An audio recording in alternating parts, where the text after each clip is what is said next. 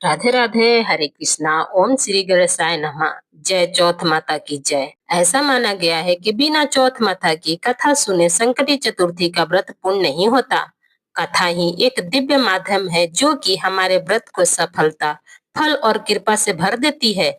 इसलिए आज हम सभी मार्गशीर्ष यानी अगहन मास के कृष्ण पक्ष की संकटी चतुर्थी के दिन शांत मन से ही अपने हृदय में श्रद्धा और विश्वास लेकर चौथ माता की पावन कथा का श्रवण करने जा रहे हैं। परंतु कथा शुरू करने से पहले आइए हम सभी मिलकर मंगलमय चौथ माता से प्रार्थना करें कि हे चौथ माता, हमारी संतानों को स्वस्थ, दीर्घायु और सत्बुद्धि प्रदान करो।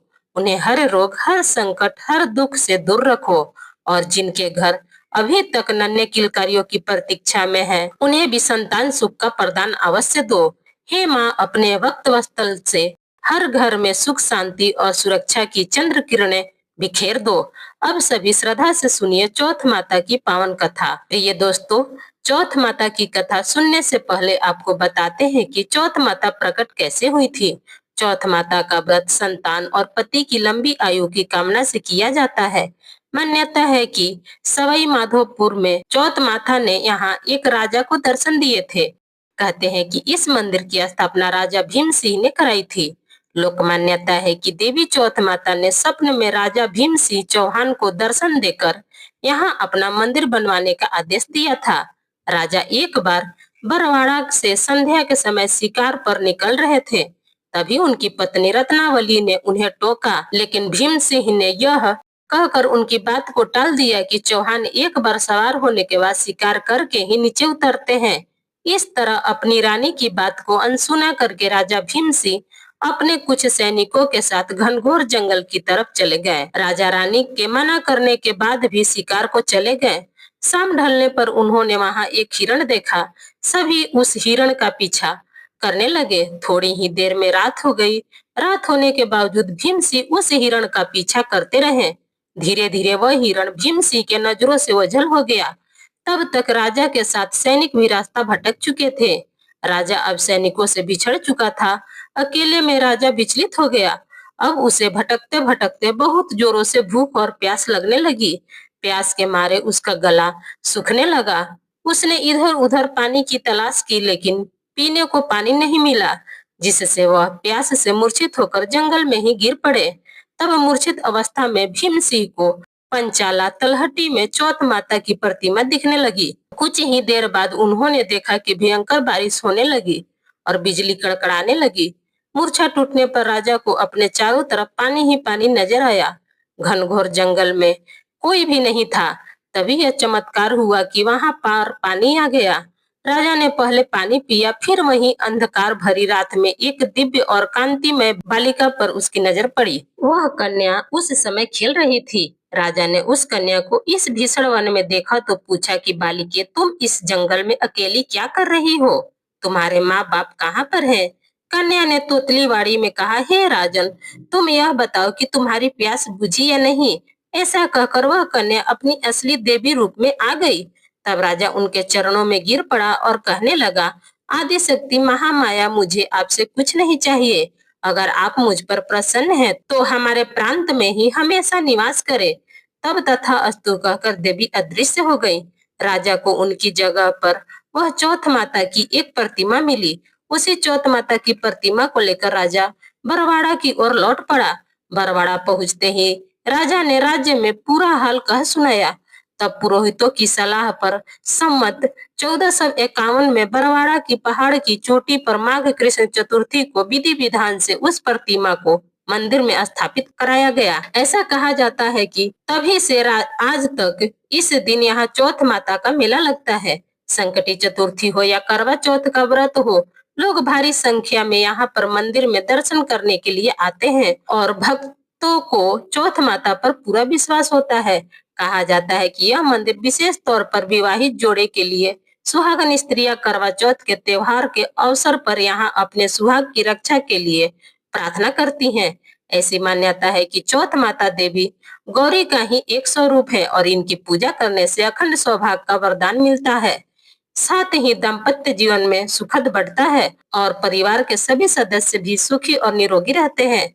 संतान की उम्र लंबी होती है और चौथ माता की कृपा से परिवार में कभी कोई विपत्ति नहीं आती। अब सुनिए चौथ माता की कथा।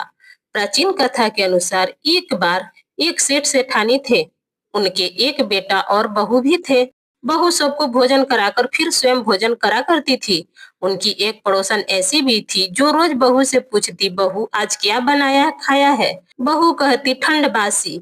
एक दिन उसके पति ने ऐसा सुनकर विचार किया, आज तो पकवान बनाए जाए, फिर देखे हैं मेरी पत्नी क्या कहती है। उसने तरह तरह के पकवान बनाए और घर के सभी लोगों ने एक साथ बैठकर भोजन किया। आज भी पड़ोसन ने पूछा तो बहू ने वही कहा, ठंडो बासी। सेठ के लड़के ने सोचा, हो न हो कोई बात जरूर है जिस कारण मेरी पत्नी ऐसा कहती है।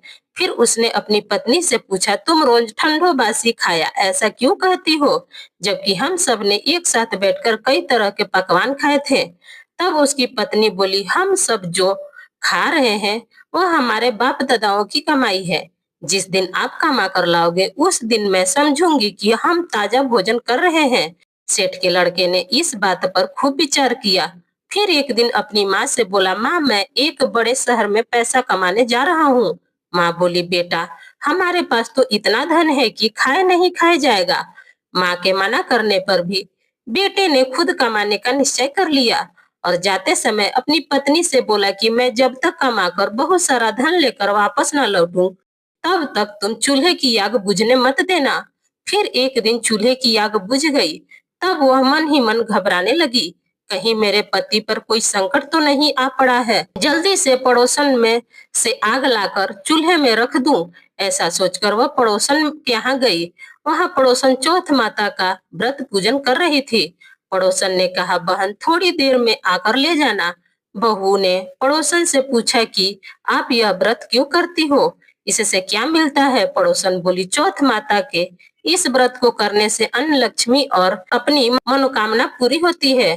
अब बहू भी चौथ माता का व्रत करने लगी।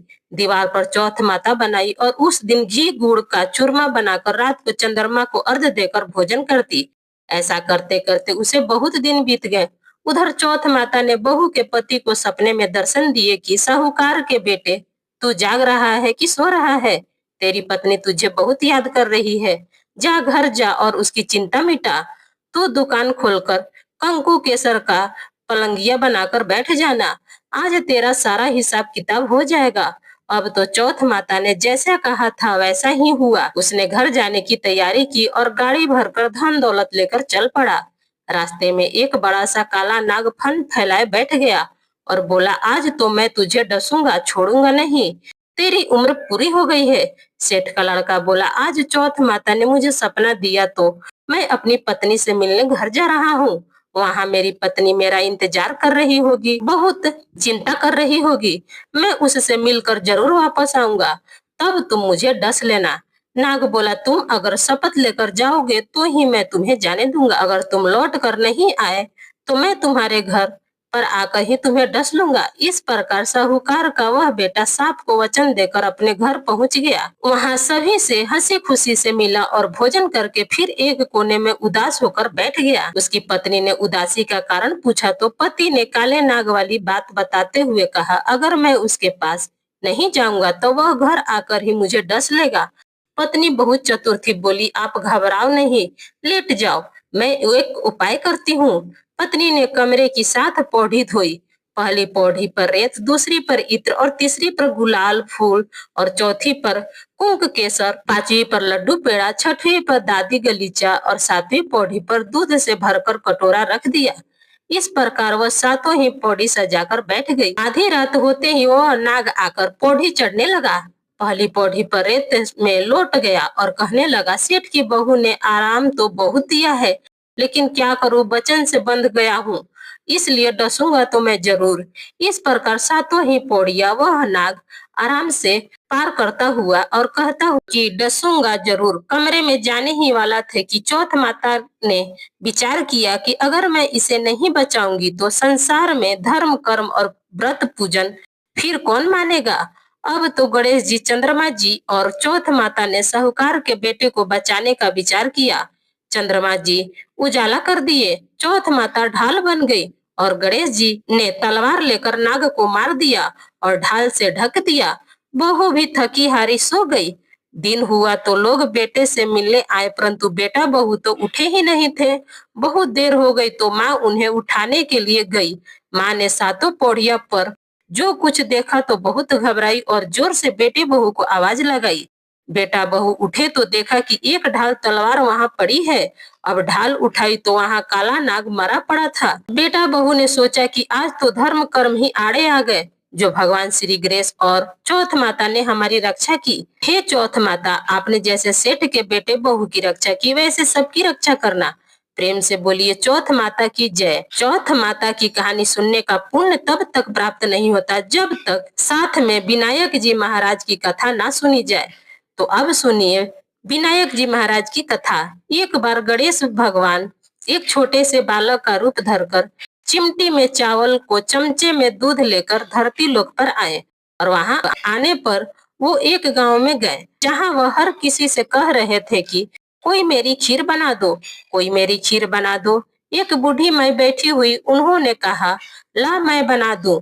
अब वह छोटा सा बर्तन चूल्हे पर चढ़ाने लगी। तब गणेश जी ने कहा दादी माँ, छोटी सी भगोनी मत चढ़ाओ, आपके घर में तो जो सबसे बड़ा बर्तन हो ना वही चढ़ा दो। बूढ़ी माई ने बालक का मन रखने के लिए वही किया। वह घर के भीतर गई और घर का सबसे बड़ा भगोना लाकर चूल्हे पर चढ़ा दिया। वह देखती रह गई कि उसमें जो थोड़े से चावल उस बड़े बर्तन में उन्होंने डाले थे वो तो पूरा का पूरा भर गया। अब गणेश जी ने कहा दादी माँ, मैं नहा कर आता हूँ, तब तक खीर तैयार हो जाएगी। खीर तैयार हो गई तो बूढ़ी माई के पोते पोती खीर खाने के लिए रोने लगे। बूढ़ी माई जब भी कुछ बनाती तो बिना गणेश भगवान को भोग लगाए कुछ नहीं खाती थी, न ही किसी और को खाने देती थी। तब उन्होंने मन ही मन में कहा गणेश जी तेरे भोग लगे हैं। ऐसा कहकर उन्होंने चूल्हे में से थोड़ी सी खीर डाली और कटोरी भरकर बच्चों को खीर दे दी। बूढ़ी माई की पड़ोसन ऊपर से देख रही थी तो बूढ़ी माई ने सोचा यह तो उस बालक से चुगली कर देगी, तो एक कटोरा भरकर उन्होंने एक पड़ोसन को भी पकड़ा दिया। बूढ़ी माई की बहू ने चुपके से एक कटोरी खीर खाया और कटोरा चक्की के नीचे छुपा दिया। अभी भी गणेश जी नहीं आए। बूढ़ी माई को भी भूख लग रही थी तो उन्होंने भी एक कटोरा खीर भरकर किवाड़ के पीछे बैठकर एक बार फिर कहा गणेश जी ही आपको भोग लगे हैं। ऐसा कहकर भोजन करना शुरू कर दिया और खीर भी खा ली। तब तक गणेश जी आ गए तो बूढ़ी माई ने कहा अरे गणेशा, खीर खा ले, मैं तेरी ही राह देख रही थी। गणेश जी ने कहा दादी माँ, मैंने तो पहले ही खीर खा ली। बूढ़ी माई ने कहा खीर खा ली? अरे कब खाई, तू तो यहाँ था भी नहीं। गणेश जी ने कहा जब तुम्हारे पोते पोती ने खीर खाई तब खीर खाई थी, जब तुम्हारी पड़ोसन ने खाई खीर तभी खीर खा ली थी, जब तुम्हारी बहू ने खाई तब भी मैंने खाई, अब तुमने खाई तो मेरा तो पूरा पेट ही भर गया। बूढ़ी माई ने कहा बेटा, और सारी बात तो सच है, पर बहू बेचारी का नाम मत लो, वह तो सुबह से काम में लगी हुई है, फिर भला उसने खीर कब खाई। तब गणेश जी ने कहा अरे दादी, चक्की के नीचे देखो तो जूठा कटोरा पड़ा है, और तुमने तो मुझे भोग लगाया, लेकिन तुम्हारी बहू तो वैसे ही खा गई। बूढ़ी माई ने कहा अच्छा बेटा, घर की बात है, घर में ही रहने दो। अब बताओ तो जरा यह बची हुई खीर का मैं क्या करूं। तो गणेश जी ने कहा नगरी जमा दो पूरी। तो बूढ़ी दादी ने पूरी नगरी जमा दी, फिर भी खीर का बर्तन पूरा भरा ही था। जब यह बात राजा को पता चली तो बूढ़ी दादी को बुलावा और पूछा गया क्या रे बुढ़िया, ऐसे बर्तन तेरे घर पर अच्छा लगेंगे, हमारे घर पर सो। तो बूढ़ी दादी ने कहा राजा जी आप ले लो। राजा ने खीर की बर्तन महल में मंगवा लिया, और लाते ही जब उसमें से खीर मांगी तो खीर की जगह पर कीड़े मकोड़े, बिच्छू, कंचले हो गए, उसमें से दुर्गंध आने लगी। यह देखकर राजा ने बुढ़िया से कहा अरे बुढ़िया दादी, अपना यह बर्तन वापस ले जा, हमने तुम्हारे बर्तन तुम्हें वापस कर दिया है। तब बूढ़ी माई ने कहा महाराज, अगर आप देते तो पहले ही कभी देते, यह बर्तन तो मुझे मेरे गणेश जी ने दिया है। ऐसा कहकर बूढ़ी माई ने वह बर्तन वापस ले लिया, और उनके हाथों में लेते ही उस बर्तन की दुर्गंध दूर हो गई, सुगंधी आने लगी। और घर आकर बूढ़ी दादी ने गणेश जी से कहा अब बताओ बची हुई खीर का क्या करें। तब गणेश जी ने कहा क्या करना है क्या, बूढ़ी दादी झोपड़ी के कोने में गड्ढा खोदकर गाड़ दो। उसी जगह सुबह उठकर वापस खोदोगी तो धन में से 2 मटके मिलेंगे। ऐसा कहने के बाद गणेश जी भगवान अंतर ध्यान हो गए। जाते समय झोपड़ी के लात मारते हुए गए तो झोपड़ी की जगह एक महल हो गया। सुबह बहू ने फावड़ा लेकर पूरे घर को खोद दिया तो कुछ भी नहीं मिला। तब बहू ने कहा, सासू जी, थारो गणेश तो झूठा है। सासू ने कहा, बहू मारो गणेश झूठो ना है, ला मैं देखूं। ऐसा कहकर वह सुई लेकर खोजने लगी। जब वहां सुई से खोद रही थी तो टन टन करते 2 धन के मटके निकल गए। आपकी बहू रानी बोली, सासू जी, गणेश जी तो साची ही है। सास ने कहा, अरे बहिनी, गणेश जी तो भावनाओं के भूखे हैं। गणेश जी भगवान जैसा आपने बूढ़ी दादी को दिया वैसे सबको देना। विनायक जी की कहानी कहने वाले, हुकार भरने वाले, आसपास के सुनने वाले सबको देना। बोलो गणपति महाराज की जय। ओम जय श्री चौथ माता की जय। तो ये मेरा वीडियो बस यहीं तक का था। कैसा लगा आपको मेरा वीडियो ये बताने के लिए कमेंट्स बॉक्स में जरूर कमेंट करिएगा। अगर आपको मेरा वीडियो पसंद आता है तो प्लीज आप मेरे वीडियो को एक लाइक कर दीजिएगा। चैनल पर पहली बार आए हैं तो चैनल को भी पक्का सब्सक्राइब कर दीजिएगा, क्योंकि दोस्तों आपका एक लाइक हमें बहुत हिम्मत और प्रेरणा देती है आगे की वीडियो बनाने के लिए। फिर मिलती हूँ एक नए वीडियो के साथ, तब तक जहाँ भी रहिए खूब खुश रहिए, स्वस्थ रहिए। धन्यवाद।